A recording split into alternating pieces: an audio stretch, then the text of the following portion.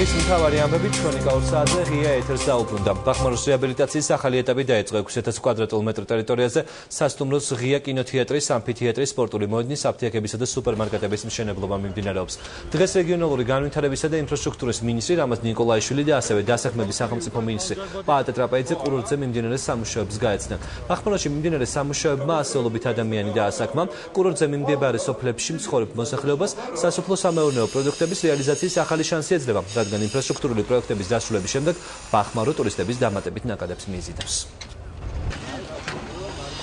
კომუნიკაცია იქნება გამოსული მე გზას, წყალს, განათებას გულისხმობ.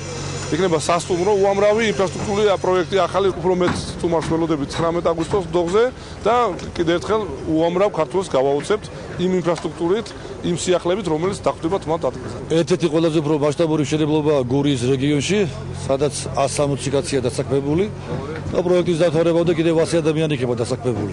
გარდა ამისა, იმ მასალის ამოტანაზე სხვადასხვა საქმეებზე კიდევ დამატებით 200 კაცი არის დასაქმებული. ეს იმ მნიშვნელოვანი პროექტის დიდი ნაწილია, რასაც ჩვენი სახელმწიფოში დასაქმების პრობლემა ქვია. ვარ ადგილობრივი, დავსახდი ბახმაროს რეაბილიტაციაზე, გამიჩნდა ოჯახში შემოსავალი და ვაკეთებ ჩვენს რეგიონს